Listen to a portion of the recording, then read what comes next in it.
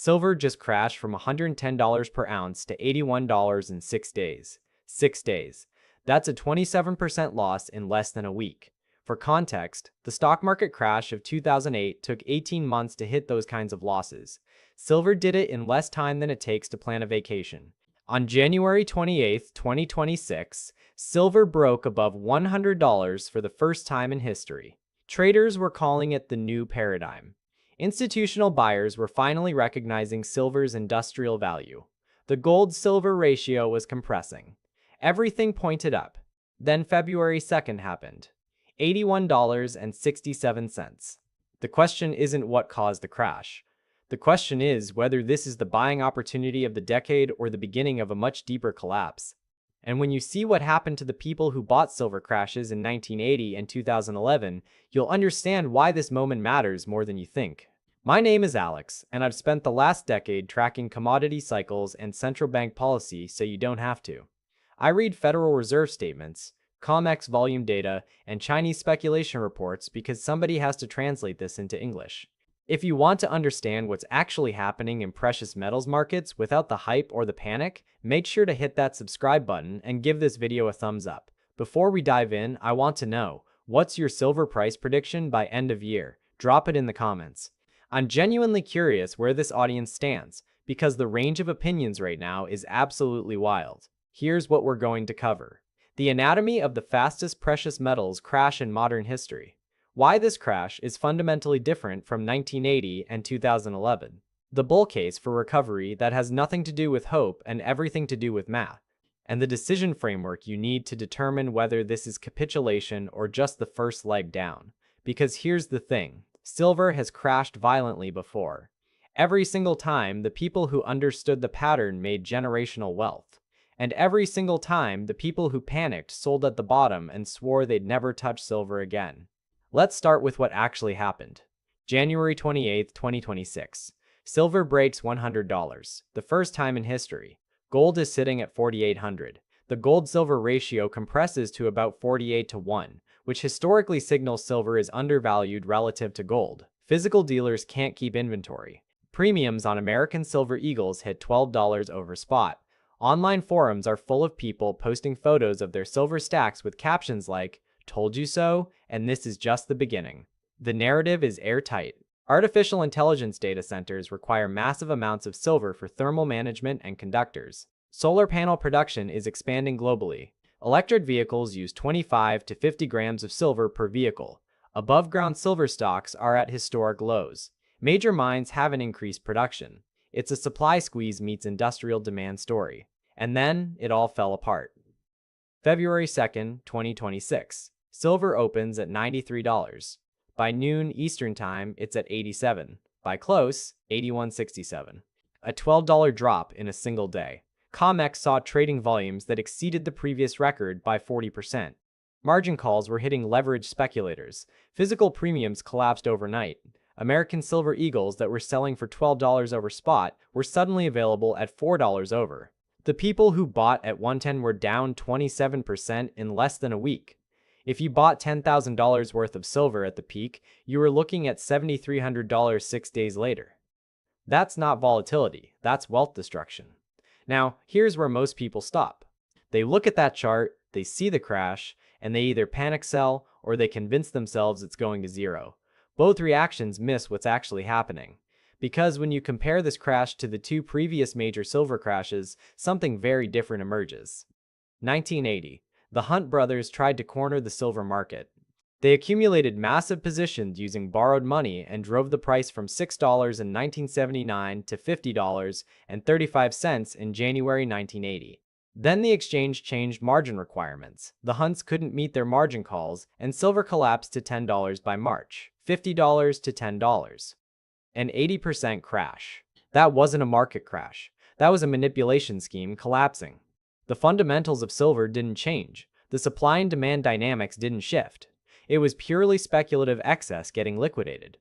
2011. Silver ran from $18 in August 2010 to $49 in April 2011. That's a 172% gain in 8 months. Then it crashed. It took years, but silver eventually bottomed around $12 in 2015 and 2016. a 75% decline from peak to trough. Why did it crash? Quantitative easing was ending. The European debt crisis was creating dollar strength. But more importantly, the run to 49 was driven by retail speculation, not industrial demand. When the momentum broke, there was nothing to support the price. What I'm about to show you next is the thing that took me years to figure out, and it's the reason 2026 is completely different from both of those crashes. The 2026 crash wasn't a manipulation collapse. It wasn't retail speculation unwinding. It was a sentiment shift driven by Federal Reserve policy expectations combined with Chinese speculators rapidly unwinding leveraged positions. Kevin Warsh, President Trump's nominee for Federal Reserve Chairman, is widely seen as hawkish on inflation. Markets interpreted his nomination as a signal that interest rates would stay higher for longer. Higher interest rates make non-yielding assets like silver less attractive compared to bonds and savings accounts. Chinese speculators who had been building massive long positions in silver saw the writing on the wall and liquidated. When leveraged positions unwind in commodity markets, the price action is violent and fast. That's what happened. But here's what didn't happen. Industrial demand didn't disappear. Solar panel manufacturers didn't stop production. AI data centers didn't stop getting built. Electric vehicle production didn't halt. The structural supply deficit didn't magically resolve itself. Silver has been in a supply deficit for 7 consecutive years. That means the world uses more silver than it mines every single year. Those deficits are being met by above-ground stocks, which are now near historic lows. And here's the part that matters. You can't solve a supply deficit with sentiment. You can't mine investor confidence. You need actual silver. Now stay with me here, because this next part is where it all clicks. Silver crashed from 110 to 81. That's a 27% drop. Painful. Violent. But silver is still up over 150% year over year. In early 2025, silver was trading around $32. Even at $81, you're still up 153% from a year ago. Let that sink in for a second. Everyone's focused on the crash from the peak. Nobody's talking about the fact that silver is still massively higher than it was 12 months ago. And here's where it gets interesting. Gold just broke $5,000 on February 4th, 2026. $5,000 per ounce. With silver at 81 and gold at 5,000, the gold-silver ratio is approximately 61 to 1. The historical average is 65 to 70 to 1. But in the recent run-up, that ratio compressed to 40 to 1. When silver was at 110 and gold was at 4,800, the ratio was about 43 to 1. Markets don't sustain extreme ratios forever. They revert to mean. If the gold-silver ratio returns to 50 to 1, and gold stays at 5,000, silver should be trading at $100. If gold continues climbing to 5,500 and the ratio stays at 50 to 1, silver should be at 110.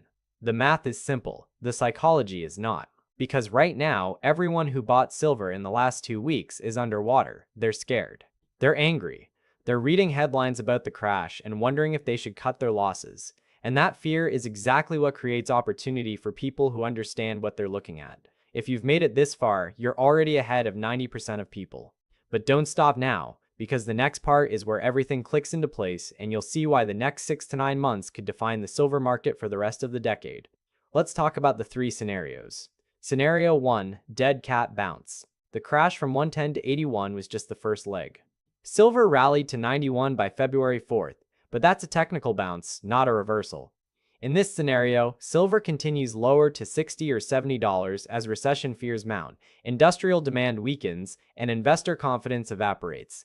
If you believe this scenario, you sell now or you wait for lower prices. Scenario 2, consolidation before the next leg up. The crash shook out weak hands and over-leveraged speculators. The rally from 81 to 91 signals that serious buyers stepped in at those levels. In this scenario, silver consolidates between 85 and 95 for several months, while industrial demand continues absorbing supply. Then, as physical shortages become apparent and gold continues its climb, silver breaks out above 110 and heads toward 150. If you believe this scenario, you're buying now or dollar cost averaging on any dips. Scenario 3, slow bleed. Silver doesn't crash further, but it doesn't recover either. It trades sideways for years while investors lick their wounds and industrial users find substitutes or improve efficiency. In this scenario, the opportunity cost of holding silver becomes painful as other assets perform better. If you believe this scenario, you stay on the sidelines and deploy capital elsewhere. Now, I can't tell you which scenario will play out. Anyone who claims they know for certain is lying to you or to themselves. But I can show you the evidence for each scenario and let you decide where you want to place your bet. Let's start with the bull case, because this is where the structural story gets really interesting. The bull case rests on three pillars: physical supply constraints, industrial demand growth, and monetary policy implications. Let's take them one at a time. Physical supply. Silver mine production has been essentially flat for the last 5 years. The largest silver-producing countries are Mexico, Peru, China, Australia, and Chile. None of them have significantly increased output. Why? Because most silver is mined as a byproduct of copper, lead, and zinc mining. Silver isn't the primary economic driver for most mining operations. When copper or lead prices drop, silver production drops even if silver prices are high. You can't just flip a switch and produce more silver. It takes years to develop new mines, and the capital required is substantial. Meanwhile, above-ground stocks held by ETFs, exchanges, and private holders have been declining. The Silver Institute's 2025 World Silver Survey showed that identifiable above-ground stocks dropped by another 8%. When you combine flat production with declining stocks and persistent deficits, you get a setup where physical shortages become inevitable: industrial demand. This is where the math becomes undeniable. Solar panel production is projected to grow by 12 to 15% annually through 2030. Each gigawatt of solar capacity requires approximately 30 metric tons of silver. AI data centers are expanding faster than anyone predicted. A single large-scale data center uses between 1 to 3 metric tons of silver in its electrical and cooling systems. Electric vehicle adoption is accelerating globally. Even if adoption slows in the US, China and Europe are pushing forward aggressively. And here's the thing about industrial demand: it's not speculative. Solar panel manufacturers don't care if silver is at $80 or $110. They need silver to build panels. Data centers don't stop construction because silver crashed. They factor commodity costs into their budgets and keep building. Industrial demand is sticky. It doesn't disappear when sentiment shifts. Monetary policy implications. This is the wild card. Kevin Warsh is seen as hawkish, which means higher interest rates for longer. That's bearish for non-yielding assets like silver. But here's the counter-argument. Gold just broke $5,000 in an environment where real interest rates are positive. Why? Because central banks around the world are buying gold at record rates. China, Russia, India, Turkey, and others have been accumulating gold as a hedge against dollar dominance and geopolitical uncertainty. If gold continues climbing despite high interest rates, it signals that fear and uncertainty are outweighing yield considerations. And when gold runs, silver eventually follows. The gold-silver ratio might stay elevated for longer than bulls expect, but historically, silver always catches up. Now let's look at the bear case, because ignoring it would be intellectually dishonest. The bear case is simple. The crash from 110 to 81 broke the narrative. Investors who got burned won't come back. Physical premiums collapsed, which signals demand isn't as strong as bulls claimed. Industrial users will find substitutes or improve efficiency to reduce silver usage. And if recession hits, industrial demand will drop even as supply remains flat. In a recession scenario, silver could easily drop to $60 or $70 as investors flee to cash and defensive assets. The rally from 81 to 91 could be nothing more than short covering and dead cat bounce before the next leg down. The bear case also points to history. After the 2011 peak of $49, silver didn't recover for 15 years. It took until January 2026 to finally break above 50 again. If that pattern repeats, people who buy silver today could be waiting a decade or more to get back to break even. That's not a trade, that's a prison sentence. So which case is right? I don't know. But here's what I do know. The people who bought silver at $12 in 2015 and 2016, after the multi-year crash from 49, saw 650% returns by January 2026. The people who bought gold at $1,050 in late 2015 saw over 370% returns by February 2026. The people who panic sold at the bottom of both crashes locked in losses and missed the entire recovery. Pattern recognition matters. History doesn't repeat, but it rhymes. Now we're getting to the real stuff, and this is where most people fail. It's not about predicting the future. It's about position sizing, time horizon, and conviction. Let me show you what I mean. The 3 mistakes that cause 90% of silver investors to lose money. Mistake 1. Buying at euphoric peaks without a plan. When silver hit 110, social media was full of people posting screenshots of their purchases with comments like, loading up, and this is going to 200. No exit plan, no profit-taking strategy, no consideration of valuation, just pure momentum chasing. When the crash came, those same people were trapped. They couldn't sell because the loss was too painful to accept. They couldn't average down because they went all in at the peak. They just sat there watching their account value evaporate. Mistake 2. Panic selling during corrections instead of having conviction. The flip side of buying with no plan is selling with no thesis. If you bought silver because you believed in long-term supply deficits and industrial demand growth, why would a 6-day price crash change that thesis? The fundamentals didn't change. Supply is still constrained. Demand is still growing. What changed was sentiment. If sentiment is the only thing that changed, and you're investing based on fundamentals, then selling into the crash is the exact wrong move. But most people don't invest based on fundamentals. They invest based on price action. When price goes up, they feel smart. When price goes down, they feel scared. Fear and greed drive decisions instead of analysis. Mistake 3. Over-leveraging with futures and options. Commodity futures are leveraged instruments. You can control a large position with a small amount of capital. That's great when price moves in your direction. It's catastrophic when it moves against you. The people who got margin calls during the crash weren't holding physical silver or even silver ETFs. They were holding leveraged futures contracts. When silver dropped from 110 to 81, a 10% drop in price could trigger a 50% or greater loss on a leveraged position. Margin calls force liquidation at the worst possible moment. You don't get to wait for recovery. The exchange sells your position whether you like it or not. Leverage turns volatility into account, destroying risk. Okay, that's the foundation. Now let's build on it. If you're trying to decide whether to buy, sell, or hold silver right now, here's the decision framework. First, what's your time horizon? If you need this money in the next 6 months, you shouldn't be in silver at all. Volatility is too high. If you're thinking 1 to 3 years, you're playing the recovery trade. If you're thinking 5 to 10 years, you're playing the structural supply deficit thesis. Your time horizon determines your strategy. Second, what's your conviction level? Do you believe industrial demand for silver will continue growing? Do you believe above-ground stocks will continue declining? Do you believe central banks will keep buying gold and that silver will eventually follow? If your conviction is low, don't invest. If your conviction is high, the crash is an opportunity, not a threat. Conviction allows you to average down during corrections instead of panic selling. Third, what's your position size? If you bought silver with money you can't afford to lose, you've already made a mistake. Position sizing means allocating a percentage of your portfolio that allows you to sleep at night. For most people, that's 5 to 15% in precious metals total, split between gold and silver.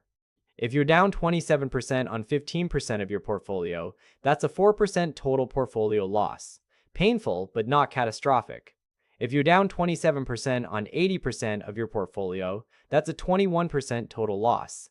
That's portfolio damage that takes years to recover from.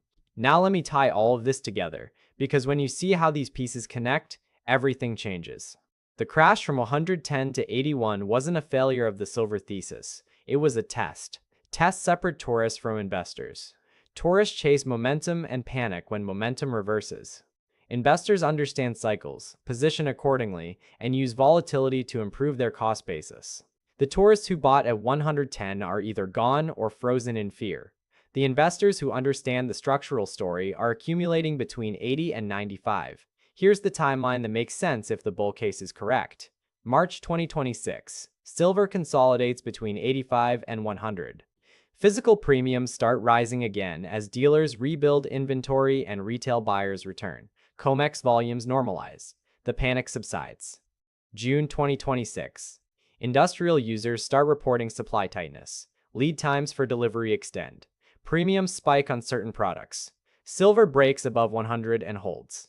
September 2026. Gold approaches $5,500. The gold-silver ratio compresses back toward 50 to 1. Silver retests 110 and breaks through toward 130. December 2026. Silver closes the year above 120. Everyone who bought between 80 and 95 is up 25 to 50%. The people who sold at 81 are writing articles about how they'll never trust silver again. That's the bull timeline. Now here's the bear timeline. March 2026. Silver fails to hold 90 and drops back to 80. Physical premiums stay low because demand isn't returning. June 2026. Economic data weakens. Recession fears mount. Silver drops to 70 as industrial demand forecasts get revised down. September 2026. Silver tests 65. Gold holds up better because central banks are still buying, but silver gets crushed because it has higher industrial exposure. December 2026. Silver closes the year in the mid-60s. Everyone who bought above 80 is down 20 to 30%. The bear market extends into 2027. Both timelines are possible. I can construct a logical narrative for each. So can you. The difference between winning and losing isn't knowing which timeline will happen. It's having a plan for both. If you believe the bull case but you're wrong, what's your exit plan? At what price do you admit the thesis is broken? If you believe the bear case but you're wrong, what's your entry plan? At what point does the evidence shift and you change your mind? We're in the home stretch. And I've saved something important for the end, because this is the part that actually matters more than any price prediction or timeline: the psychological component. Why do people lose money in commodities? It's not because they're stupid, it's because commodities test your psychology in ways that stocks don't. A stock can go to zero, a commodity can't. Silver will always have value because it has industrial uses, but commodity prices can stay irrational longer than you can stay solvent. The people who lost money in silver in 2011 didn't lose because silver went to zero. They lost because they bought at 49, held through the decline to 40, 30, 20, 15, 12, and finally sold at 12 or 15 because they couldn't take the pain anymore. They held for 4 or 5 years watching their investment bleed out, and they sold right before the recovery started. That's not a market failure. That's a psychological failure. The people who make money in commodities understand that volatility is the price of admission. If you want smooth, predictable returns, buy an index fund. If you want the potential for outsized gains, you accept that commodity prices will swing wildly and test your conviction repeatedly. The crash from 110 to 81 is just the latest test. It won't be the last. If silver goes to 150, there will be another crash to 120. If it goes to 200, there will be a crash to 150. That's how commodities work. The volatility never stops. You either accept it or you get out. So here's your decision. Do you believe the structural supply deficit story? Do you believe industrial demand will continue growing? Do you believe the gold-silver ratio will revert toward historical norms? If yes to all three, then the crash from 110 to 81 is an opportunity. If no to any of those three, then you're speculating on momentum, and momentum just reversed. Know which game you're playing. Investing and speculation are both valid. But if you confuse the two, you'll make decisions that don't align with your actual strategy, and you'll lose money even when you're right about direction. Your future self 10 years from now is looking back at this moment. February 2026. Silver just crashed 27% in 6 days. Everyone is scared. Sentiment is broken. Physical premiums collapsed. Tourists are fleeing. What did you do? Did you panic sell and lock in losses? Did you freeze and do nothing? Or did you use the fear to accumulate at prices you'll never see again? 10 years from now, you'll know the answer. And that answer will either make you wealthier than you imagined or teach you an expensive lesson about position sizing and conviction. Silver, gold, the Fed, inflation, market crashes. What's the next topic you want me to dig into? Drop it in the comments. This channel exists to cut through the noise and show you what's actually happening in markets. If this breakdown helped you make sense of the chaos, let me know below. The crash already happened. The choice is yours.